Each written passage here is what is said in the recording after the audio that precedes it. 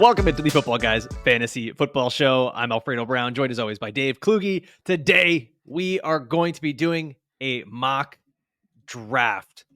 We haven't done this in a bit, Dave. I think this is going to be probably our only mock draft of the preseason.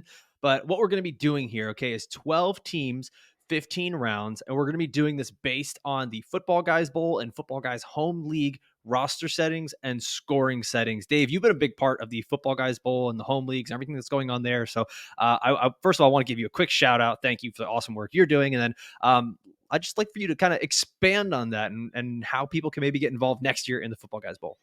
So this was an idea that I had talked with Joe Bryan about for years, just kind of having a community building bowl for all of our subscribers. And this is the first year we're doing it. First of all, I want to say that this would not be possible without Joey Wright. He has been breaking his neck like 24 hours a day for weeks on end to make sure that all of this is happening seamlessly. So huge shout out to Joey Wright for making this possible. But what we're doing is a fantasy football tournament. This year, we capped it. We've got about 3,000 people that are going to be a part of this. It's going to be really, really fun. Everyone's broken it up into divisions of 12. Top two from each division are going to move on to our playoffs. That pool gets cut down in half every single week. You can find all this information on footballguysbowl.com/rules. It's a little too late to sign up this year. We've already filled the max capacity, but this is our inaugural season, keeping it a little bit smaller, and then we're going to grow it next year. So if you want to get on that wait list for next year, join.footballguys.com. You can sign up to be a part of our daily email newsletter and find out all about that. But we've also got our home leagues hosted and powered by Safe Leagues, where we're doing leagues anywhere from $50 buy-in to $250 buy-in. We have a commissioner taking care of all of those leagues. So if you want to join some more fantasy football leagues, but you can't find 11 other people that want to play with you, you can sign up for that. You can find all the information at footballguys.com. And actually, 2 weeks from now, I'm going to be launching one of those. It's going to be the Beat Dave Kluge division. So 11 other people are That'll going to be be able easy. to. Yeah. We figured we'd start easy. We're going to Beginner progressively league. get harder and harder. Yeah, the beginner league. We're going to keep it fun and easy. But 11 people are going to have a chance to play against me in a $50 league. Really fun stuff. We're just doing as you know, Alfredo, trying to do as much community building as possible over here at Football Guys. We do love the community.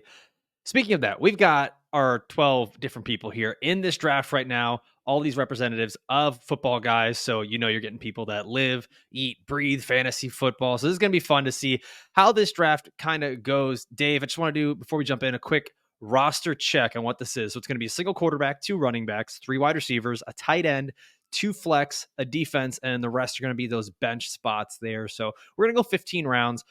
We've got Jeff Bell starting us off at the 1. So, Dave, why don't you press start and let's get this draft underway?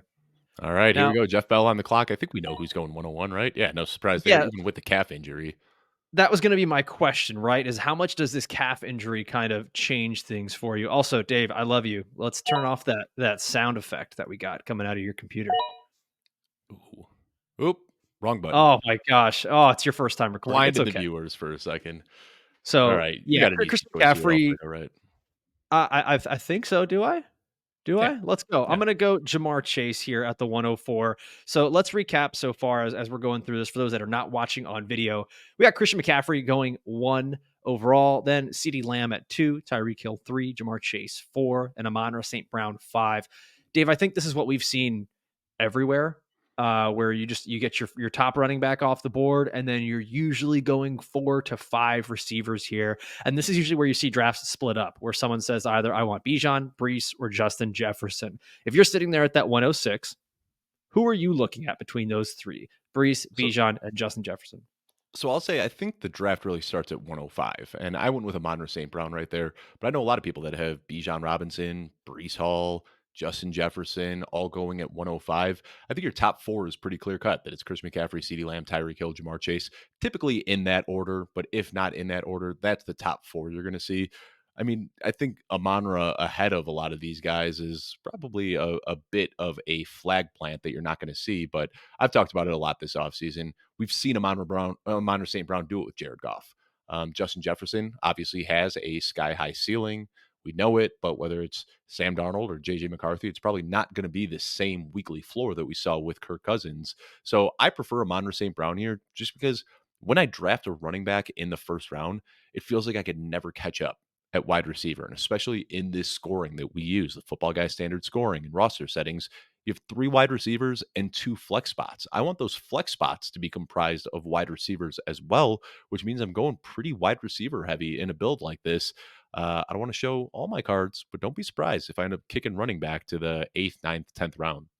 Dave, your cards are so impossibly shown. Like I've never drafted with. Yeah, dude. I know you're not going running back. All right, let's catch everybody up here.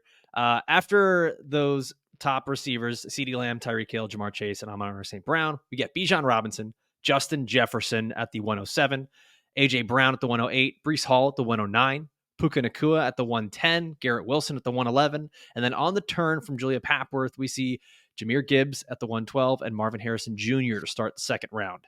After that, Jonathan Taylor, Saquon Barkley. And that seems to be the grouping of the top running backs that we're going to see all going in that turn. Gibbs, Barkley, and Taylor there. At the 204, we see Jagger May go with Drake London, then Devontae Adams. And then our first quarterback off the board to Matt Montgomery is Josh Allen at the 206. Dave, you're on the clock now at the 208. So I'm going to let you make your pick there. At the 207, we get Chris Olave. Dave, you went Nico Collins at the 208. And you bypassed on some of these other players, which I think was interesting. Talk to us about Nico Collins. Just a big fan of the player that he was last year. Top 3 in yards per route run. I understand there's some stiffer competition now with Stefon Diggs there, but I think that the target competition increased is offset by what we expect to see a year 2 jump from CJ Stroud. So Nico Collins is a guy that I've liked for years and years and years. We finally saw it all come together last year on a good offense with a good quarterback. So Brandon Aiyuk was a close one for me. Have Brandon Aiyuk ahead of Nico Collins in my rankings right now. But if he ends up in New England or Pittsburgh, I might have to revisit that a little bit. So I'm going to take Collins right now, who I know is going to be in Houston. Yeah, it's looking really heavily like we see Brandon Aiyuk in Pittsburgh, and who knows, by the time we finish recording this, he could already be there. Reports are that the Steelers don't even have to give up a first-round pick for Brandon Aiyuk. What? It could be a second, a later pick, and then some sort of good player, I guess, is what's being reported right now. So that'll be very interesting. After Nico Collins, I went with Kyren Williams, the 209. I never draft Kyren Williams, and I just kind of wanted to try this on for size. Let's see how this fits here. Going Jamar Chase and Kyren Williams. Yes, Travis Jeff Etienne. Bell, man. Jeff just crushed that 2-3 turn. That is beautiful right there. Maybe. I mean, if Brandon Aiyuk gets traded, Deebo's a top 5 wide receiver. Cooper Kupp right now, everybody says is he top 5? Deebo? Lamb, Yeah, I mean, Tyreek, Chase, St. Brown, Jefferson. So that means you're putting Deebo ahead of Justin Jefferson and AJ Brown and Puka. I think he goes in the same tier as Amon-Ra St. Brown, Justin Jefferson, and AJ Brown if Brandon Aiyuk's out of the picture. I don't know about that one. Waddle, that snipe hurt too. I don't know about that one, Chief. All right, let's see. I'm up here at the 304 after Kupp, Waddle, and Hurts go off the board, and I'm gonna zig while everyone else is zagging here. There's some really good value on the board still at running back, and I know, shocker there. I'm going with Derrick Henry, the guy that you hate, Dave.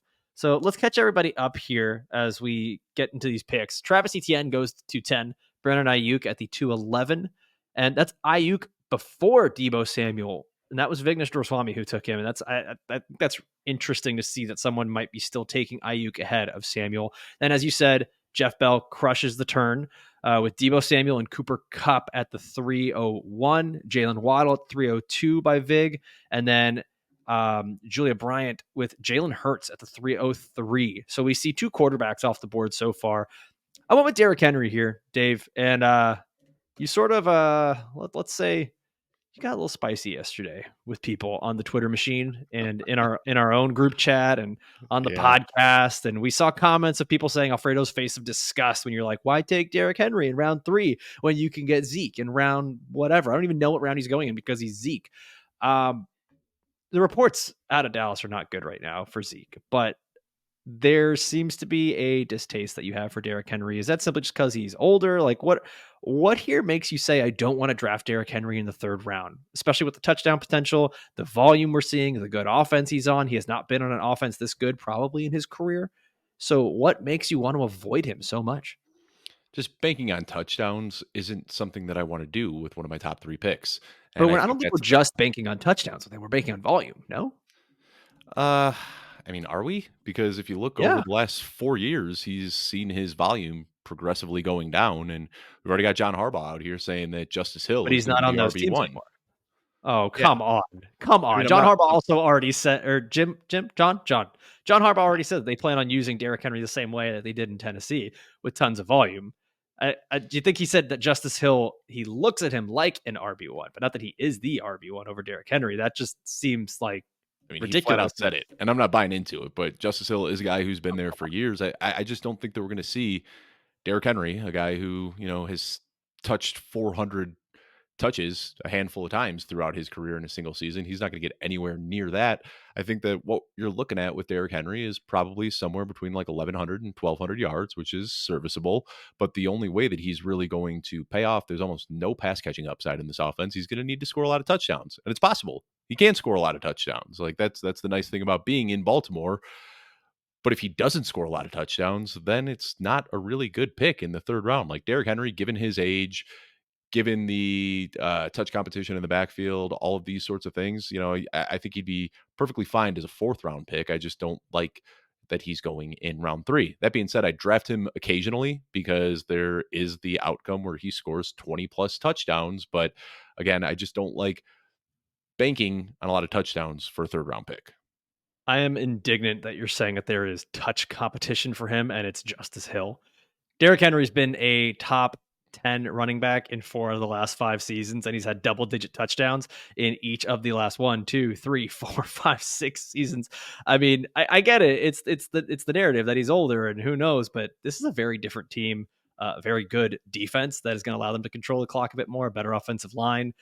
I'm up to pick, so I'm going to stop yapping here for a second. I man, I really was going to go with Mark Andrews. I don't like splitting offenses here. Oh, Dave, I hate this. I don't know what to do, but let's do it. Let's take our guy at tight end, Dalton Kincaid. Ooh, ahead of As, Andrews.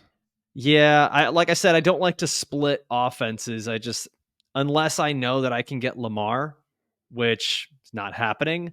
I didn't really want to have to make that choice there. So I am going to go Kincaid here. Let's catch everybody up on the mock draft here. So after my pick at 304, where I took Derrick Henry, it's DJ Moore at the 305. That's right, Mr. 305 worldwide. At the 306, Devon Achane. 307, Malik Neighbors. That's early, I think, for Malik Neighbors, but his draft stock keeps going up for people. He goes ahead of Mike Evans at the 308, Michael Pittman at the 309, Travis Kelce at the 310. That is the first tight end off the board here at the end of round 3. Devontae Smith at the 311, Isaiah Pacheco at the end of round 3. And we're going to stop right there for a moment because, Dave, first tight end off the board is still Travis Kelce, but it's all the way at the end of round 3. That seems like a fantastic value here in the draft. I mean, this is exactly what we've talked about all offseason, right? Is that these tight ends are all getting pushed down in value because you aren't getting that one tight end that's worthy of a first or a second round pick. So this is kind of what you see in rounds 3, 4, and 5. You see this run of Kelsey and McBride and Laporta and Kincaid and Andrews. Kind of shocked to see Njoku go as high as he did, but I get it. Mhm. The breakout possibility is there. Um, this is just I want to try to leave my drafts with one of these tight ends, and that's exactly what I am going to do right now in my 5th pick, and we'll get there and talk about that in just a little bit, I'm sure. Yeah, we will. All right. So starting into the 4th round, DK Metcalf off the board, Josh Jacobs, Tank Dell, Lamar Jackson goes as the QB3 here in the 4th round. Then Sam Laporta as the tight end 2 in the 4th round, James Cook, Trey McBride. Dave, you then took Stefon Diggs, which are you doing the Kyron Williams thing that I did? Or are you just trying it on? Because we've been kind of not, yeah, okay, we've been anti Stefon Diggs. I mean, we can just say it. So what makes you go with Stefon Diggs there in the 4th round? Is it just you're going with him over a running back at that point? Because there were a couple of running backs here that you and I both like that you passed on in favor of Diggs. Again, I mean these roster settings, 3 tight end or 3 wide receivers, 2 flex spots really prioritize wide receivers. And I've already got Nico Collins, so looking at that side of the board, there's already quite a few people that have CJ or that already have quarterbacks, and I am rolling the dice here, hoping that CJ Stroud will make it back to me. But I'm thinking because I've already kind of cornered the market with Nico Collins and Stefon Diggs, that gives me the opportunity to get CJ Stroud for a little bit cheaper. So still a few picks away, but hoping that I can just kind of go in on a Houston Texans double stack here.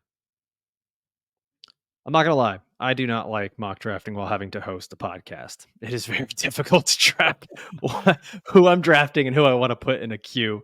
So after you go with Stephon Diggs at the 408, I decided I didn't want to split the Ravens offense, so I went with the guy that I believe could be the Buffalo Bills' number one target, Dalton Kincaid, there in the fourth round. He comes off the board as the tight end four, ahead of Mark Andrews, which I think most people would be surprised about that. But I know that our buddy Jeff Bell is probably PO'd about that one. At the 410, Zay Flowers comes off the board. Then Alvin Kamara to Vig Dorswami, who I think that's a fantastic pick. We've been talking all offseason how we love Alvin Kamara. After that, Patrick Mahomes and Mark Andrews at the turn. And I got to say, I mean, it's easy to crush a draft from the one spot, but Jeff Bell is absolutely crushing this draft. Hmm. I'm gonna sit here and make the excuse that he doesn't have to talk into a mic while he's doing it. But yeah, he goes Patrick Mahomes and Mark Andrews. And right now, it's a beautiful build that he's got here. Christian McCaffrey, Deebo Samuel, Cooper Kupp, Patrick Mahomes, Mark Andrews. And that kind of shows you what you are capable of from the one spot, even though you might feel like you are cornered into taking Christian McCaffrey no matter what at that top spot. There's some really, really good talent deep into the fifth. After that, Rashad White. Like you said, David Njoku goes probably a little earlier than we thought. And then I'm taking my shot here on Ken Walker in the fifth. We just got the Dude, report, love Dave. it. Love it. Um, He's one of yeah, my and most trusted running backs so far. It seems like such a wild undervalue for like the talent of the player he is on the offense that he is. Crazy that he's fallen to where he is in round 5 and 6. yeah, so it makes me think like I already kind of have a little bit of that buyer's remorse. I probably would have taken Debo at the 209 over Kyron Williams there.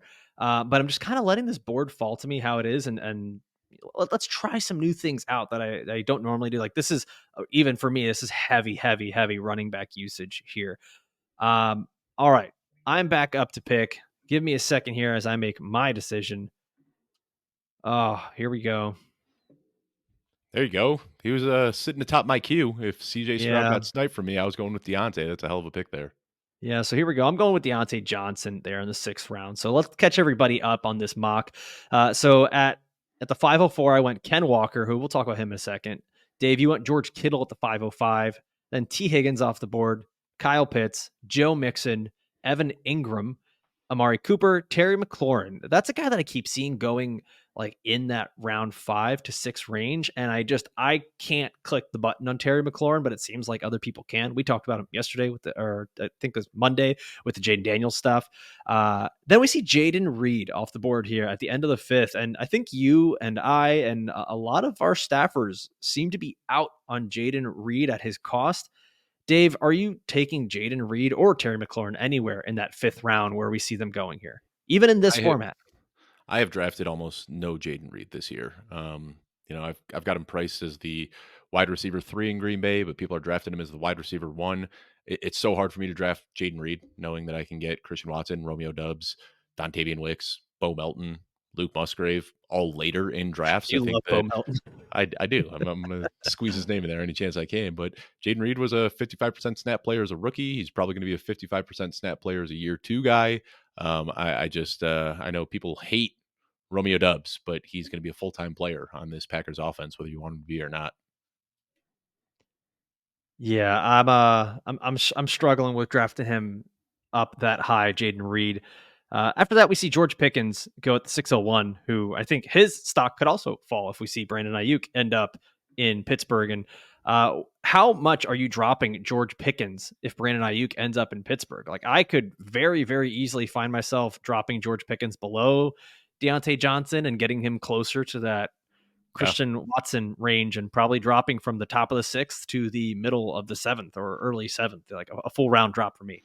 Easily, but I mean, I have seen, and again, I hate talking about this Brandon Ayuk thing because it's a constantly developing story that seems to change Right. every hour. And from the time we record this until we upload it on YouTube, 2 hours are going to have passed, and who knows what'll happen. But the rumors that I have seen are that if a deal does transpire with the Steelers, that Pickens might go back to San Francisco in that situation. Oh, And Pickens is a great blocker. He's a guy who can do things after the catch. I think that would make a lot of sense for San Francisco if they could pull that off. So Ayuk as a standalone receiver in Pittsburgh is kind of alluring, but if Pickens is playing the number 2 role behind Ayuk on what is going to be either a Justin Fields or Russell Wilson led offense, I don't want a part of that wide receiver too. Arthur Smith is No, there, Pat Fryermuth is there. They've got 2 good running backs. I mean, even as good as George Pickens is in that offense, like let's say Justin Fields is leading the offense with Brandon Ayuk, Pat Fryermuth, Najee Harris, Jalen Waddle. It's not out of the question that George Pickens could be a 70 or an 80 target player this year. that'd be an interesting trade. I would not personally understand it from a football standpoint. If you're the Niners, I don't know that I want George Pickens back in return for Brandon Ayuk. I definitely want one of those first round I picks, or mean, I you're telling want. me George Pickens, though, he doesn't seem like a San Francisco 49er? Like, hell of a blocker and picks up a ton of yards after the catch. Like, that's what Yeah, San it just Francisco seems likes. weird. It just It seems does. weird though after like being so confident in your wide receiver room and drafting a wide receiver in the first round. It seems like there's other stuff they could do. The Niners, man, they're having just like this weird off season where everything kind of, at least from the outside, looks like it's falling apart with the Christian McCaffrey injury and the Brandon Ayuk thing, and now Ricky Pearsall has been hurt, and just it does not look good. The vibes don't feel the same. We both still love George Kittle though, so there's the bright spot out of San Francisco. Let's catch everybody up here on this draft. So we talked about George Pickens at the 601. After that, it's Keenan Allen, Anthony Richardson, who comes off the board as the quarterback 6. Am I reading that correct? One, Yep. two, three, four. Nope, quarterback 5. Excuse me. Oh, Comes off the board as the quarterback 5. Then it's Roma Dunze, Christian Kirk. Love that pick in the 6th round. Chris Godwin, Rasheed Rice, CJ Stroud off the board as the quarterback 6. I went with Deontay Johnson at the like I say, 609. that's what I planned on. I got CJ Stroud over 2 rounds below ADP, and that was the plan by getting Nico Collins and Stefon Diggs. I was hoping that there wouldn't be anybody else interested in CJ Stroud, and that worked out. I was able to get my elite tight end in George Kittle and then kick CJ Stroud all the way back around the board to me in round 6. Now, so that's interesting to me because that's something that you and I have talked about a couple times, which is stacking your quarterback with the wide receiver. Is that something that you don't normally care about in some of these smaller leagues? Is this more um, tournament philosophy that you're having here? Why plan for a stack like that? Well, the thing is, CJ Stroud isn't a player that I'm interested in on his own. Like, if I don't have investments in the Houston Texans, I don't want to just draft CJ Stroud. But I think that, CJ Stroud, you look at the wide receiver room right now, and there's a lot of uncertainty as to who is going to have what role. Nico Collins could be the wide receiver one, Stephon Diggs could be the wide receiver one. Well, I just drafted them both and paired them up with CJ Stroud. So there's going to be highs and lows. There's some games where Nico Collins might take over and see 12 targets and 180 yards and 2 touchdowns. There might be games where Stephon Diggs sees 100 plus yards and a pair of touchdowns. And I have just kind of tried to encapsulate both of those outcomes. So I think that by having CJ Stroud and the 2 guys that, in my opinion, are most likely to be the wide receiver one in Houston, I'm setting myself up every single week for a very high end range of outcomes. And I'm doing that by having both receivers that could be big parts of the passing attack. Man, Jeff Bell and Vignesh just cleared my queue, so that I sucks. say what he That's got to did, be one of the worst feelings in fantasy. the Xavier Worthy Hollywood Brown double tap at 6'7". I pulled that off a couple months ago in another draft at the 8-9. So I love what Jeff did there, but those guys just keep going up in value, getting more and more expensive. It was actually a draft that I was in with Jeff Bell where I did that. So kind of funny to see him. Um, what is it? Using your own spells against you, I think they say. You know what? I want to ask you this question. I'll wait till after you pick. So let me catch everybody up on the draft results here, and then we'll talk a little bit about the sort of double tapping the wide receiver spot for players in the same team. Let's catch everybody up here. At the end of the 6th round, Aaron Jones, James Conner, and Xavier Worthy.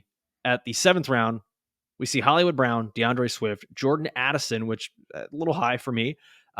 Christian Watson is who I went with here in the 7th round, which I'm fine with him as my wide receiver 3. Then Dave, you went with David Montgomery as your running back 1 on this team. Your build is actually David Montgomery and Jalen Warren as your running back 1 and 2 currently on this roster. A lot of best ball mentality going on with you. After that, we see Kyler Murray go as the quarterback 7 here in the 7th round. I was actually surprised. I thought you might have gone Kyler in 7th. After that, Ramondre Stevenson, Calvin Ridley, Brock Bowers, Zamir White, Lad McConkey, Joe Burrow at the end of the seventh. And then on that turn, we come back with Raheem Mostert, Jake Ferguson, Brian Thomas, Romeo Dobbs, Najee Harris, a Nick Chubb sighting here in the eighth round ahead of Jonathan Brooks, which you and I think would vehemently disagree with that pick as we have all offseason. And then that brings us to who I said was your running back two, Jalen Warren. I went with Jordan Love to pair with Christian Watson, who he's been one of our favorite quarterback values. Then we see Tony Pollard, Javonte Williams, Keon Coleman, Jackson Smith-Njigba on the turn there as we start the ninth round. And then TJ Hawkinson coming off the board in the ninth, which is interesting at the tight end spot, given that he could miss up to 6 or more weeks. Then we see Tua I will say Tagovailoa. I'm warming up to Yeah. DJ Hawkinson, and I But got if he doesn't play, it doesn't matter if we're warming up. No, like well, I can't draft a guy unless I know I have an IR spot. I can't draft a guy Alfredo, like that. take a look at the board. Who drafted DJ Hawkinson?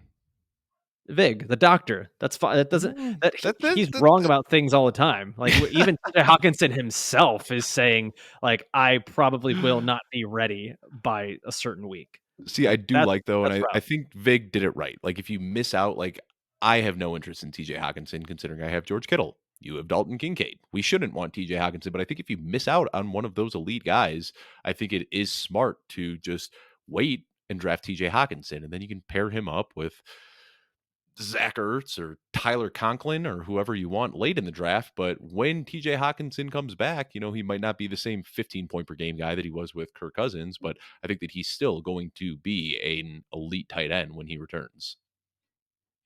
I think this is the part of the draft where things get a little ugly as we enter into the 10th round. But let me catch everybody up here on the ninth round here. I went Jamison Williams. You went Khalil Shakir, who I love that pick. And honestly, I probably should have made that pick myself. Khalil Shakir just keeps getting more and more rave reviews coming out of camp. And the next guy you picked, Josh Downs, another player who's getting rave reviews out of camp. So But Khalil he also Shakir, went down today with an injury. So right. He did little he did scary. go down with an injury. He should be back just fine. But Khalil Shakir ends up being your running back or your wide receiver 5 on this team. Um, Dave, I kind of love that. The build you got here is looking strong. Thank you. I appreciate that. Yeah, I've done about 300 drafts this offseason, so I feel like I got a good feel for pockets and where to target certain players. But Kluge and Josh Downs are guys that a month ago I probably would have been drafting 4 or 5 rounds from now. But we are getting rave reviews about Khalil Shakir. And I said it on Twitter today. Anybody who listens to the show knows that Khalil Shakir is the guy that I have expected to be the wide receiver one in Buffalo. And I'm sure you saw these reports, Alfredo. Actually, I know you did.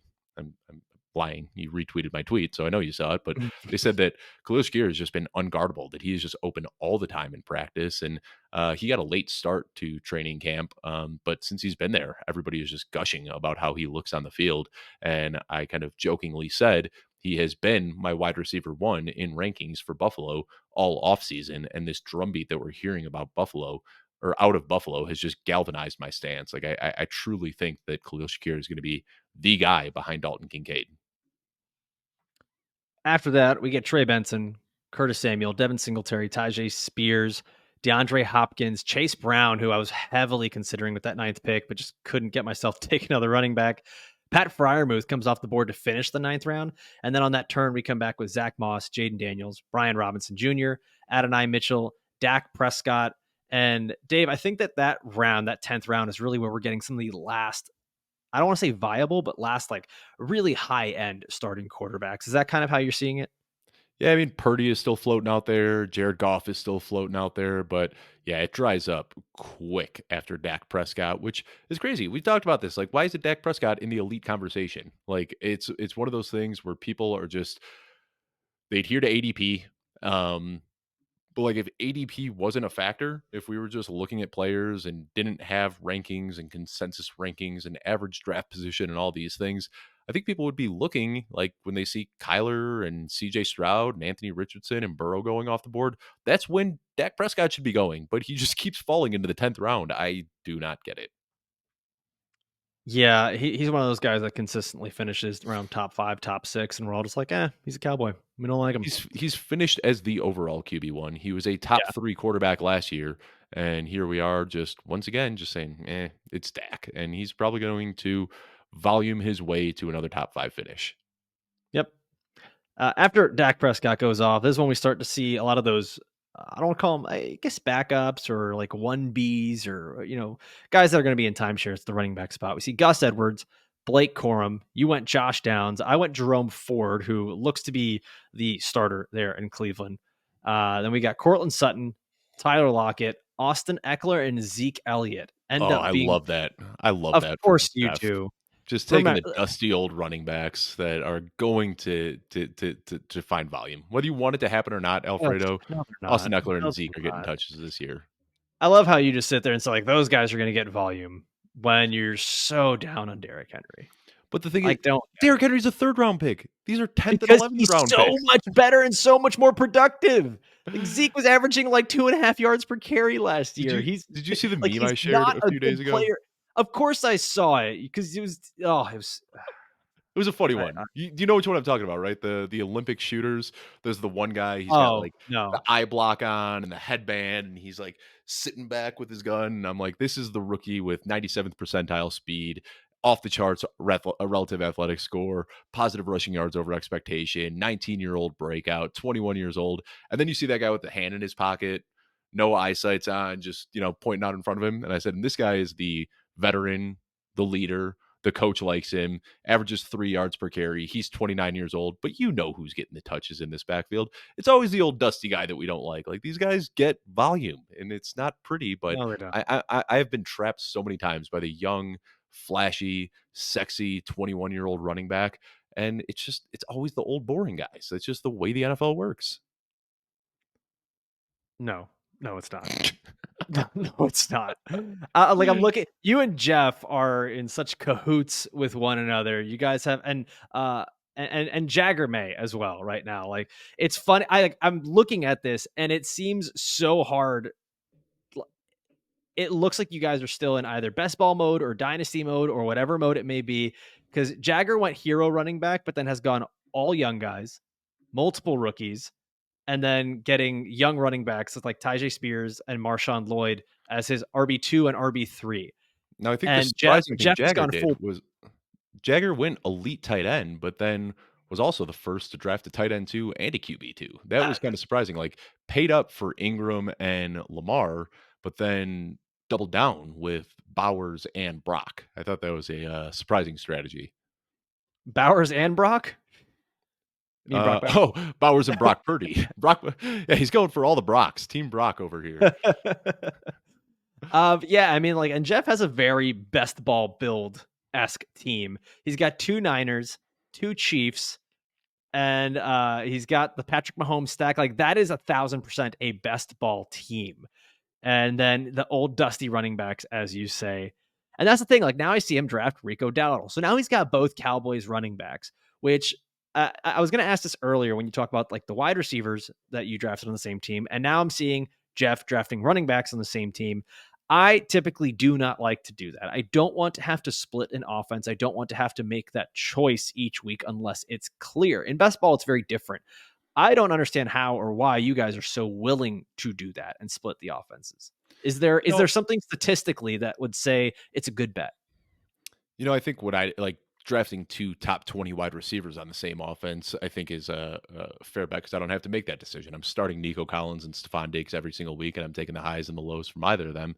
But I think what Jeff did here is like, we don't know if Zeke or Rico Dowdle is going to be the lead back, and it could just be a 50-50 split, in which case, that doesn't really help at all. But I think that if you are going to double tap on an offense and take both, or double tap on a backfield and take both running backs, you want to do it in a situation like this where they're both so cheap.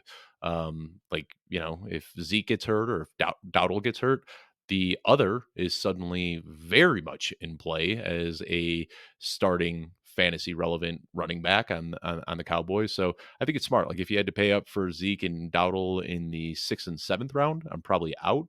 But locking up the Cowboys backfield in rounds 11 and 12 is a great strategy, in my opinion. Sure. That's and like I'm the thing. The reason I get it that it's cheap, and I understand why most people would be fine with it. I don't think those are going to be the starters. I don't think those guys are lasting the season, and that's why I get it. It's round 11. It's round 12.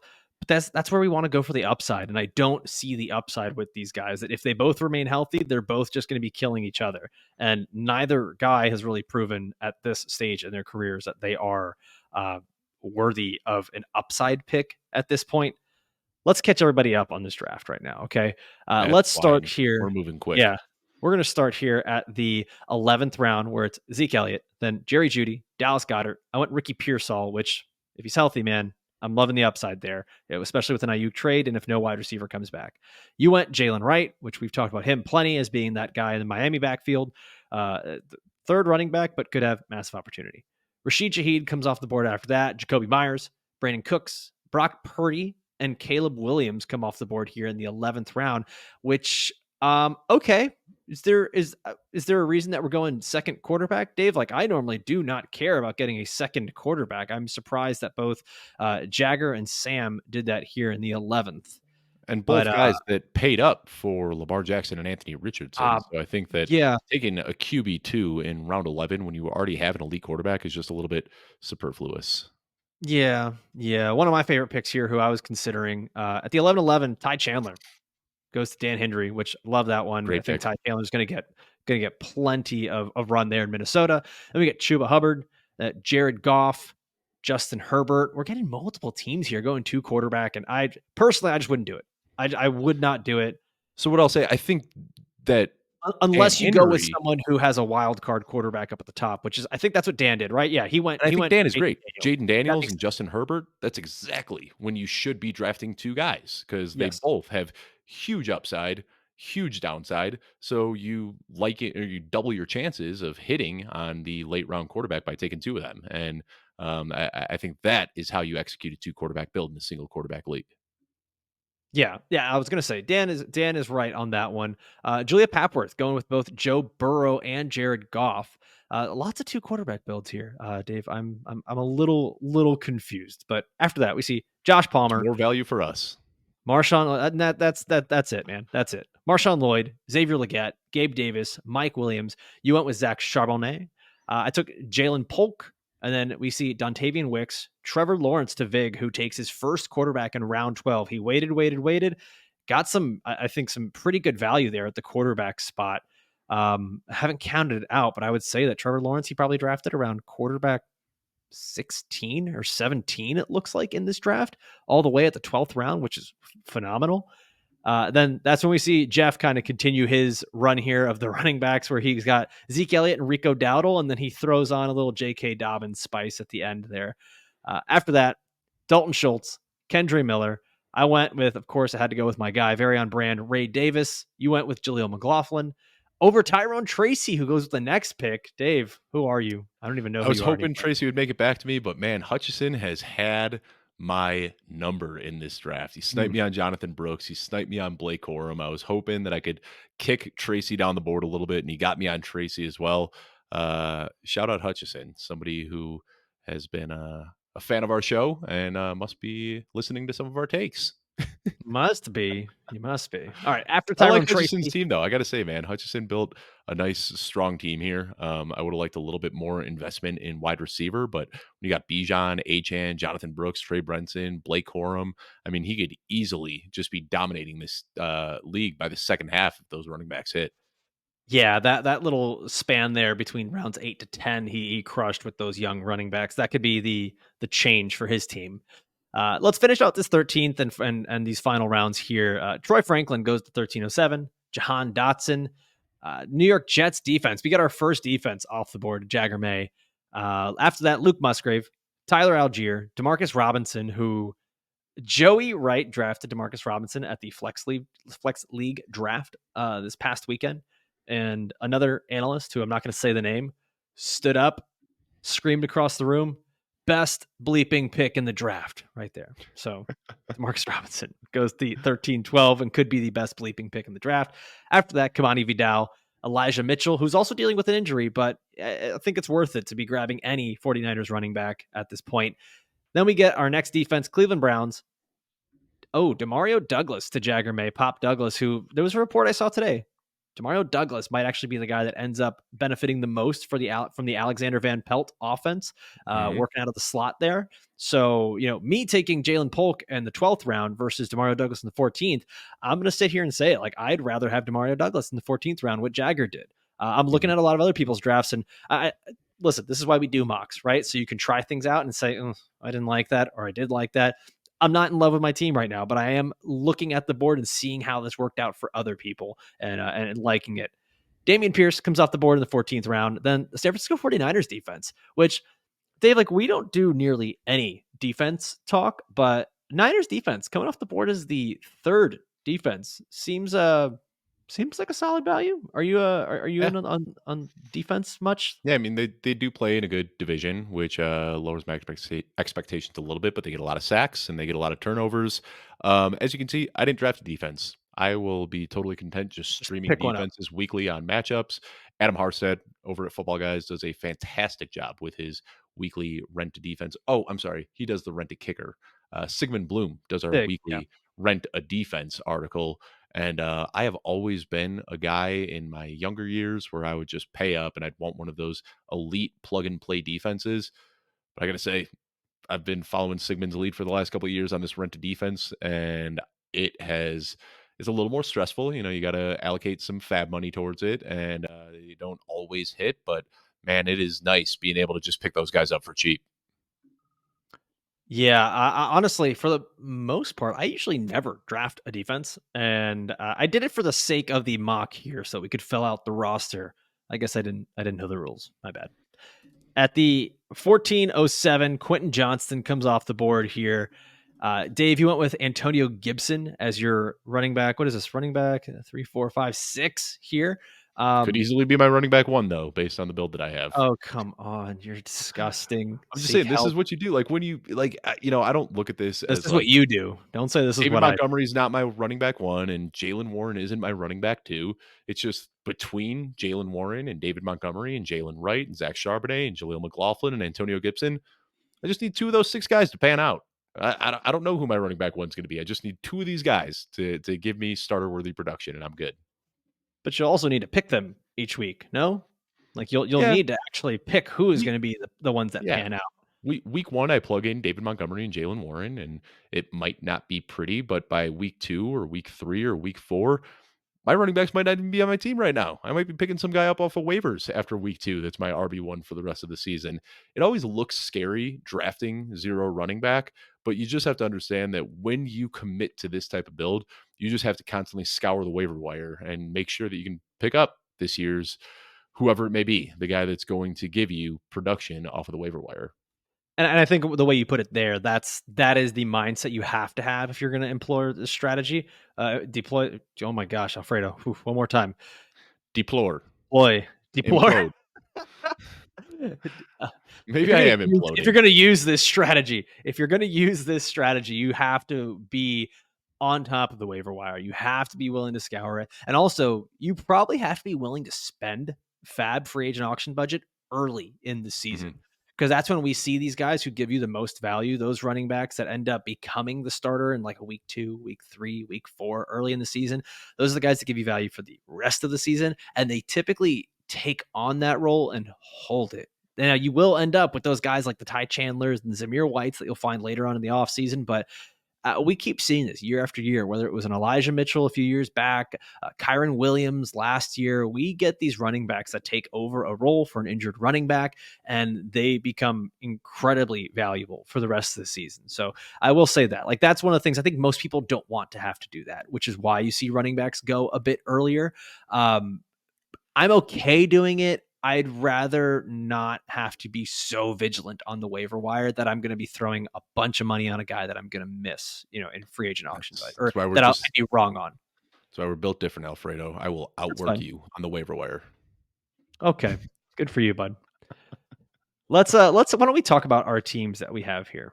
Okay. Wait, you didn't talk about my last round pick. I made that one just for you. I made this same last pick in the flex league draft. I'm not even going to mention the other. Oh, you know what? I will mention some of these players here in the last round. Jeff Bell goes Braylon Allen, who is the running back Like it. 2 over there in New York. Actually, let me go back a few picks. Actually, I got Adam Thielen there as my wide receiver. What is this? 1, 2, 3, 4, 5, 6, 7. Who I'm fine if I need to plug him in as a wide receiver 3 from week to week. Like I know we're very much wanting to get the upside guys, but uh, I'm also kind of cool with just getting a plug and play starter here this Mhm. late in drafts. And it's, I don't know if it's a thing where we just believe in Jonathan Mingo or Xavier Leggett, or if we just hate Adam Thielen. But Deontay. yeah. I mean, yeah, we have I mean, you, Deontay. you double tapped on Carolina, which I don't like because there is upside. If Deontay I goes down, Adam Thielen goes right back into the role he was in last year. yeah. I honestly didn't even realize until we got late into the draft. That's why I do Handcuffing your not wide like. receiver too. I do not like drafting while hosting. It's so annoying. So yeah, I went Adam Thielen there. We see Darnell Mooney, who was the other guy I was considering there because he's been getting a lot of buzz out of Atlanta as well. And then Real Vig, quick before we move on from yeah, Darnell Mooney, just gonna throw something out there as I like to do so often on this show, and I'm mm, sure this will get some fun replies. mm, Darnell Mooney, 1,000-yard season with Justin Fields at quarterback. Just gonna say, Drake London. We've made okay, all of these excuses for why he can't get over 1,000 yards because of his poor quarterback play. Darnell Mooney had no issue getting over 1,000 yards with poor quarterback play. I'm not saying that he's going to do it again or that he's why going do to you be the do wide this? receiver one in Atlanta. Why do you I'm do just this? saying he's shown that he can be pretty much quarterback proof, and now he is in the best situation of his career.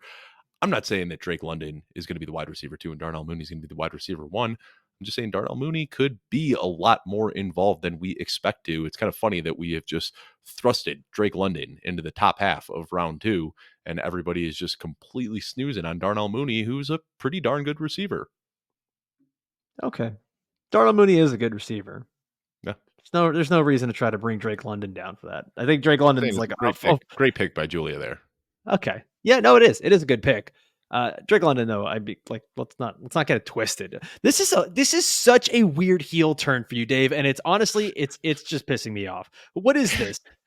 Darnell Mooney over Drake London, Ezekiel Elliott over Derrick Henry. Like, why do you even draft in the first 6 rounds? Like, if this is who you're gonna be, is this my villain I origin mean, story? Are you doing this to me? Are you change like because there this is I'm losing it. there are a lot of good picks in the early rounds, and I think that avoiding those landmines in the early rounds is just as important. And I mean, this isn't something new. Like I've talked about Drake London being overvalued a lot this offseason. Same way I talk about Devontae Adams. Like there's just some guys that I fade in the early rounds, and a lot of the times when I find a reason to fade a player, it's because I know I can get similar ranges of outcomes later in drafts. And I'm not saying that Darnell Mooney and Drake London project the same at all. I'm just saying that we need to be much more open to the idea that maybe it's more of a 1A, 1B type of scenario than Drake London, going for 1,800 yards and Darnell Mooney just eating his scraps. Darnell Mooney could be a lot more involved than people realize, especially now with the story that Rondale Moore got injured and is out. I mean, Mooney's going to be a full-time player on what we expect to be a good offense. I think that's just a great pick, and I'll continue to think that Drake London is slightly overvalued. Yeah, you definitely have to take a chance on a player who is finally going to be a full-time player once Rondale Moore goes out.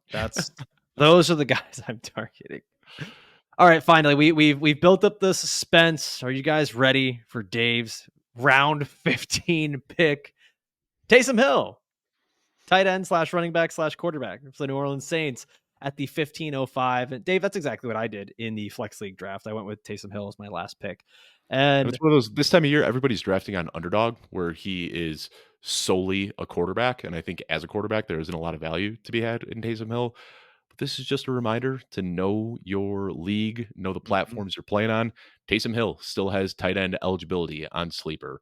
And I'm pretty, content with my tight end one in George Kittle. But when I need to get through a bye week and plug Taysom Hill in, cross my fingers and hope it's one of those boom games.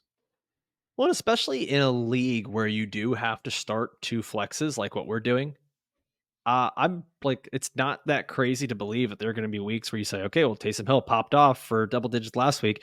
Let's just throw him into my second flex spot, especially in someone like this is the perfect pick for your build where you kind of said, okay, I've got my top wide receivers here. Amon-Ra, Nico Collins, DJ Moore, Stefon Diggs. Like I know I'm plugging in those four every week. I know I'm plugging in Kittle and Stroud every week. You've got your top two running backs. And then really it kind of comes down to, do you want Khalil Shakir and what he can give you, or maybe Taysom Hill popping off? Do you want Right. Josh Downs, what he can give you, or Taysom Hill popping off? And so like that actually makes a ton of sense. And so I don't dislike the pick at all. And right here in the 15th round, we get Eagles defense, Jermaine Burton, Seattle Seahawks defense, Dylan Laube, nice pick there from Jagger May, Bucky Irving, Rashad Bateman, and then finally Kansas City Chiefs defense. Dave, let's do this. Is there someone who is not you or I? I know you don't like my team. I barely like my team. Is there someone that is not us that you look at their team and say, man, they crushed this? I mean, Jeff Bell obviously gets, a boost picking from 101. That's going to give you a little more expected value than picking anywhere else. But this is exactly how you draft from 101. And I mean, when I pull the 101 in drafts, this is almost exclusively what I do. You take Christian McCaffrey first, you double tap the best available wide receivers in round 2 and 3. You walk away with an elite quarterback and elite tight end in round 4 and 5, whether that's Andrews, Kincaid, McBride, or whether it's Lamar, Mahomes, whoever falls there. And then you load up on some more wide receivers in the middle rounds, and then you just commit to stockpiling to hit on that RB2. I mean, Jeff Bell, that's a beautiful team. And like I said, he got a slight advantage taking the 101 here. But that's exactly how you draft from the 101. You get the overall RB1, you get 2 very good wide receivers, you get an elite tight end, you get an elite quarterback, you get more wide receiver depth, and then you just throw a bunch of prayers at your RB2 slot. I think Jeff Bell crushed this one. Yeah, I really like what Jeff Bell did. I'm going to give some love to our guy, Sam Wagman, who had to draft from a very difficult spot in this draft over at the Mhm. 110. There are concerns right now at Puka Nacua, who got hurt a little while ago, but Sean McVay has already come out and said like he will be ready for week 1. This is not a No serious injury. ligaments. He'll be right back. He fell on the bursa sack, which is part of the hip there, so no worries there. And then he goes Puka Nacua, Saquon Barkley, Travis Kelce, and then I like the upside of his receiver 2 and 3 here, Tank Dell and Amari Cooper. And then he caps that off with Anthony Richardson at quarterback, who I think just could kind of be the skeleton key that makes his whole offense run or his whole draft worth it there. Because we've talked about it a bunch of times. Anthony Richardson could be the overall quarterback 1 just based on the rushing volume alone, the touchdown upside. At running back 2, he goes with Zamir White, who you and I have talked about, someone he could get a lot of volume. Dave, I think that everyone is starting to cool down a little bit more on Zamir White, Yeah, but I because don't of Dylan hate. Laube. Yeah, but the thing is that I don't hate this pick here where he went. I think that when Zamir White was getting steamed up a bit higher, I wasn't as into it. But Zamir White here at Pick the end of 7, the yeah. 7th, I'm cool with that. The end of round 7 as my running back 2, and I've got this nice build with I got an elite tight end, elite quarterback, and 3 good wide receivers. Like let's do it, man. I like that. Some upside picks here towards the end of the draft. Brian Thomas, the rookie wide receiver, that could be one that's good for later on in the season. Didn't love the DeAndre Hopkins pick, I'll say that. But Brian Robinson, Caleb Williams, in case there's anything wrong with Anthony Richardson, gets injured, something like that. Josh Palmer, who I'm still a fan of. Dave, I know you're not quite as much. Luke Musgrave at tight end. So he's got some decent insurance policies here. And then I think he ended up with probably the best defense if we are saying like, hey, I really want to stream a defense. So I'll give some love here to Sam Wagman. I also want to talk about Hutchison's team because it's something Yeah. that Yep. it's not a team I would have drafted. And looking at it, it makes me feel slightly uneasy because I love my wide receivers and I want a deep wide receiver room and I want wide receivers in the flex. But I think that he did some things here that are kind of sneaky that I like. First of all, Bijan Robinson in round 1. I prefer Justin Jefferson, but he went with Bijan Robinson. It is what it is. Bijan Robinson could hit, and if Bijan Robinson hits, he's in a great spot. But Chris Olave, T. Higgins, Rashi Rice, 3 very viable starting wide receivers. And this is like the one thing I maybe would have changed is where he went Jonathan Brooks, Trey Benson, Blake Corum. I may have sprinkled in another wide receiver there, but really like the Kyler Murray, Trey McBride stack. I think that's just going to be a money printing machine this year. So I really like that he was able to pull that off. We've talked a lot about how Kyler Murray is one of the most underrated quarterbacks this year. And then Devon Achane, so much weekly upside there. So like if you're going to do it where you're going to go running backs with 2 of your first 3 picks, I do like Bijan and Achane, solid wide receiver room there. Love the quarterback tight end stack. Love the upside rookies that he got in Jonathan Brooks, Trey Benson, Blake Corum, and Yep. Tyrone Tracy. The only thing that makes me somewhat worried is that in the flex spot, you might be relying on Rashid Shaheed or Quentin Johnston. But Hutchison, he's one waiver wire pick away from having just a juggernaut of a team. So I want to ask you, as you look at your own team, is there a single pick on here that you have a little bit of buyer's remorse? Not that you regret, but you maybe say, I wish I could have gotten this guy instead. Yeah, I mean, in hindsight, I may have preferred Tyrone Tracy over Jaleel McLaughlin. But Jaleel McLaughlin, I mean, I really like both of those guys, and I hate that their ADPs are so tight in sleeper because it's kind of tough to get both of them. But I don't know, man. Looking back at my draft board, this is one of the better mock drafts that I've had. I feel pretty good about this. Did exactly what I want to do. I've got three very good wide receivers to plug into my starting lineup with a very strong flex option. Was able to tie it all together with CJ Stroud to put a bow on that Houston wide receiver double stack. Talked about George Kittle so much this offseason. I drafted him as a tight end five. I believe one, two, three, four, five. Wait, I got him as a tight end seven. Am I counting that correctly? Yeah, I got him as a tight end Yep. 7, and I think he deserves to be much, much higher than that. Um, I don't know if there's anything I would have drastically changed. Like, I'm not crazy about the David Montgomery pick as an RB1, but the touchdown upside is there on a good offense. He could easily end up paying off just because of touchdowns, and you're getting that out with a potentially elite running back for relatively cheap. But there wasn't anybody else on the board that I was like dying to get. Like, I didn't want to take Calvin Ridley, didn't want to take Lad McConkey that early. So I think that Montgomery was probably the smart pick there. But what I was hoping for is that Christian Watson or Hollywood Brown would have fallen to me. They just went before, so I pivoted to running back. I'm surprised because I thought you would have gone Zay Flowers or maybe Amari Cooper over Stefon Diggs over there at the 408. In a vacuum, I prefer those guys, Or but excuse me, even T. Higgins over Stefon Diggs. yeah, in a vacuum, I prefer all those guys to Stephon Diggs, but this was just me, getting a very good value on Nico Collins, and then Stephon Diggs falling to me at a good value as well, and then kind of seeing the writing on the wall that I'd be able to get CJ Stroud at a discount if I took Stephon Diggs.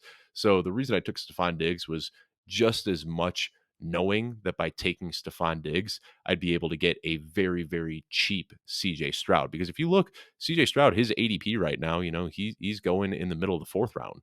But I knew that by kind of cornering that Houston Texans wide receiver room, cornering that market, I knew that I'd be able to get CJ Stroud for cheaper. So that one, I big brained it and it worked out. But that was kind of the thought process with Stephon Diggs is I'm doubling down on this Houston Texans offense, and I'm going to be able to get CJ Stroud for a little bit cheaper if I make this Diggs pick right here. Yeah, it's interesting because I think that was a lot of like that's heavy assumption that you're going to be able to get CJ Stroud 2 rounds later. Um, it just surprised me because that's very different than what our normal rankings are. But I I will say think, we've talked about yeah, it a lot, right? That like the reason CJ Stroud is going as high as he is because Nico Collins, Stephon Diggs, Tank Dell, their drafters take those wide receivers early and then they reach for CJ but that's Stroud in because best they ball. know. But But I that's in think best that ball. Not that as often still in these swings redraft numbers. leagues where stacking doesn't matter. But that's, something we've talked about is that in redraft leagues, CJ Stroud is going to fall a little bit because stacking isn't at the forefront of everybody's thought process when they're making these picks. So even though CJ Stroud had that really high ADP, I know that nobody wants to take CJ Stroud without a stack. So that's why I was willing to make that. And then with Sam taking Anthony Richardson, that was the one person that I was concerned about is, he's got Tank Dell. Is he going to reach for CJ Stroud? But I know that Sam really likes Anthony Richardson. If Anthony Richardson's still on the board, I had to just take the risk that CJ Stroud was going to make it back to me. That's interesting. I don't know that I agree that people don't want to draft him unless they have a stack, but I get the strategy here. I get the strategy. I think for my team, if I was going to undo one of these picks, it probably would have been undoing Kyron Williams for Deebo Samuel. Yeah. And it's like it still has not hit me that Brandon Ayuk could be on a new team. I think that if we got that news right now, I think Brandon Ayuk probably falls like a good 10 plus picks.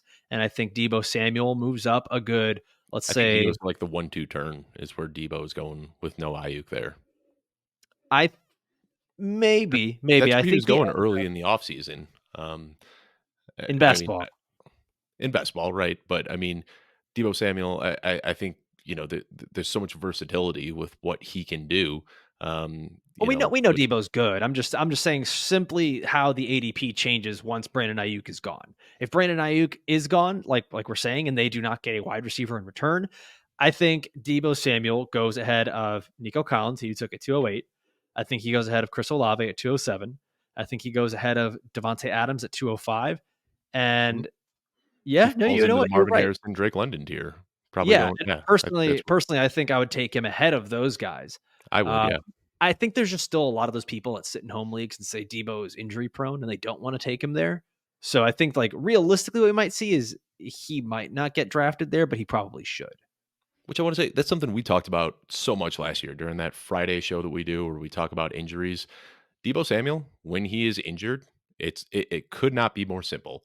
If Deebo Samuel is on the injury report for the week and not practicing, you bench him. When he's healthy, you put him in your lineup. And it is as simple as that. Adam Hutchison ran the numbers that when Deebo Samuel has a clean bill of health, meaning he hasn't been on the injury report leading up to that week, he scores almost 30% higher than he does when he is dealing with any sort of injury. So Deebo Samuel is one of those guys that you're not going to be able to get 17 weeks out of, and you're not going to get 17 weeks of elite production. But even if you're just getting 8 or 10 healthy weeks, you're getting 20 to 30 points in those weeks. Well, there you have it. We hit 15 rounds here. We're going to post this up on Instagram and Twitter and everywhere and let you guys pick who had the best draft. Now, we are going to be back next week. We're actually going to be taking this Friday off because we will be traveling to Canton, Ohio for the Fantasy Football Expo. Really just a cool, exciting event for all of us. The football guy staffers are going to be getting together up there, and we're actually going to record a live show. We're going to record a live show together. That'll be coming out on Monday. It's going to be myself and Dave and Jagger May all in a room together, sitting at a table, just like we did for the NFL draft. It was a ton of fun, and we'll be back for that one. So if there's an episode that you have not like you've not been on YouTube yet to catch us, there's an episode that you want to subscribe and make sure you're watching. It's going to be that one because that's just going to be a ton of fun. So we will be off this Friday, but we'll be back again on Monday with our in-person recording. As always, I want to thank you guys for watching and listening all the way through. For myself, for Dave Kluge, we'll see you next time. Adios.